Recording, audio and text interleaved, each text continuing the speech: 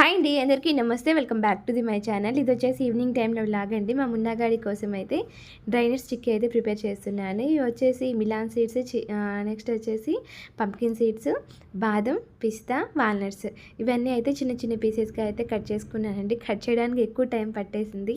So ఈసారి ఏంటంటే కొంచెం ఎక్కువ క్వాంటిటీ అయితే తీసుకున్నాను. తొందరగా అయిపోతున్నాయి, తక్కువ చేశాను. అయితే కొంచెం ఎక్కువ చేద్దామైతే అనుకున్నాను. ఇక నెక్స్ట్ వచ్చేసి ఫస్ట్ ఇక వేయించుకుంటున్నాను ఆయిల్లో. 2 టేబుల్ స్పూన్ అయితే నెయ్యి యాడ్ చేశానండి. ఇక నెక్స్ట్ వచ్చేసి బాదం, కాజు ఇవేంటంటే ఫస్ట్ కొంచెం ఫ్రై అవ్వడానికి కొంచెం ఎక్కువ టైం తీసుకుంటాయి కదండి. ఫస్ట్ యాడ్ చేశాను. అవన్నీ కలిపేసి కొంచెం గ్యాప్లోనే 1 బై 1 అయితే యాడ్ చేసేసానండి. ఇక లాస్ట్కి వచ్చేసి పంప్కిన్ సీడ్స్, మిలాన్ సీడ్స్ లాస్ట్కి యాడ్ చేశాను. అవి ఏంటంటే ఒక కొంచెం టైంలోనే వేగిపోతాయి, అందుకని అవి 2 లాస్ట్ యాడ్ చేశాను. ఈ మొత్తం వచ్చేసి వాల్నట్స్ కూడా అంతే. వాల్నట్స్ అవి కూడా కొంచెం తొందరగానే వేగుతాయి, అందుకని మధ్యలో అయితే యాడ్ చేసేసాను. సో మొత్తం అయితే వేగిపోయాయండి. ఒక టైం వచ్చేసి ఒక 3-4 మినిట్స్ కూడా పట్టదు అనుకుంటా. 2-3 మినిట్స్లోనే వేగిపోతాయండి, చాలా తక్కువ టైంలో వేగుతాయి.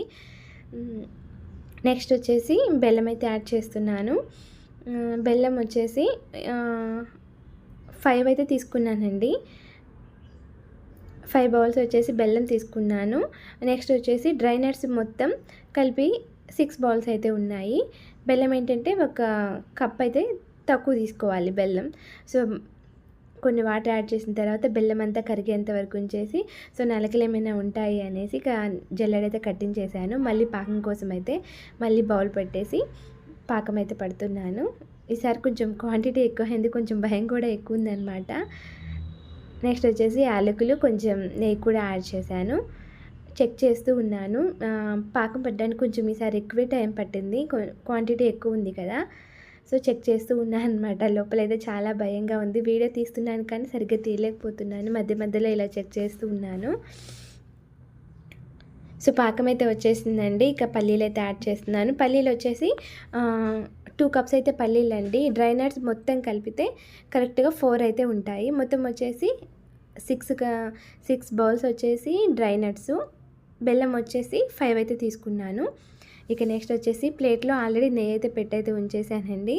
సో ఇక ప్లేట్స్లో అయితే ఇలా అయితే సర్వ్ చేశాను. కొన్ని అయితే ఇలా అయితే ఉండలు అయితే కట్టేసానండి వేడి మీదనే. చల్లారితే ఉండలు అస్సలు రావు. ఇక అందుకని వేడి మీదనే కొన్ని అయితే ఉండలు అయితే కట్టేశాను. మిగతావన్నీ ఏంటంటే చెక్కలాగా అయిపోయింది.